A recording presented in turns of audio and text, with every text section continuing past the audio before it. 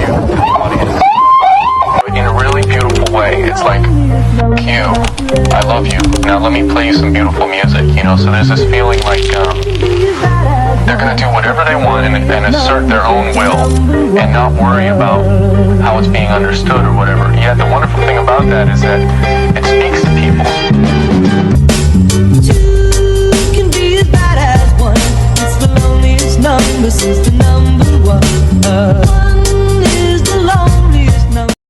Unjuk rasa mahasiswa dan pedagang pasar ikan Pasar Glugur di depan kantor Dico. Kericuhan terjadi saat masa front mahasiswa dan pedagang pasar ikan Pasar Glugur berunjuk rasa di depan kantor Disperindak Kabupaten Labuhan Batu, Sumatera Utara, Senin siang. Mereka yang kecewa melampiaskan kemarahan dengan mendobrak pagar. Salah seorang pedagang mengatakan ini merupakan bentuk kekecewaan pedagang terhadap Disperindak. Menurutnya, rencana pembangunan lapak pedagang ikan tidak melibatkan pedagang. Ironisnya, para pedagang dipaksa harus membayar 60 juta rupiah per lapak. Jika tidak, mereka tidak diperkenankan berjualan. Aksi berakhir setelah tuntutan massa diterima dan ditandatangani. Massa yang tergabung dalam Front Mahasiswa dan Pedagang Pasar Ikan Glugur menggeruduk kantor Disperindak Labuhan Batu, Sumatera Utara.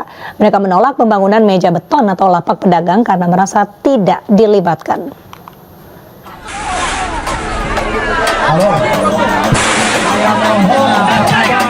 Aksi ratusan pedagang ikan pasar Glugur ricuh akibat gagal mencapai kesepakatan dengan dinas terkait. Pengunjuk rasa mencoba mendobrak pagar dan masuk ke dalam kantor Dinas Perindak Labuhan Batu, Sumatera Utara.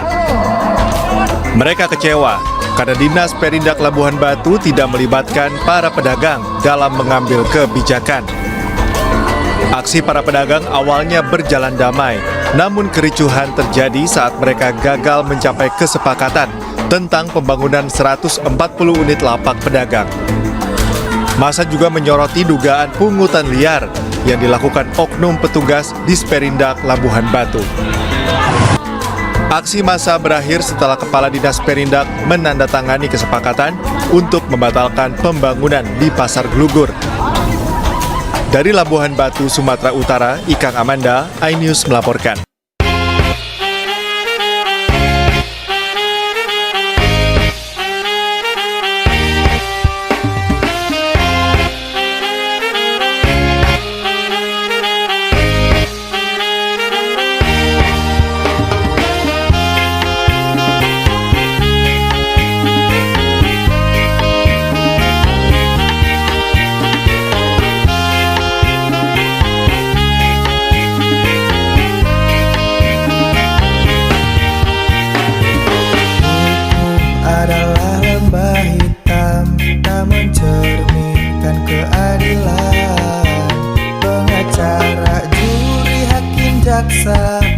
Masih ternilai dengan angka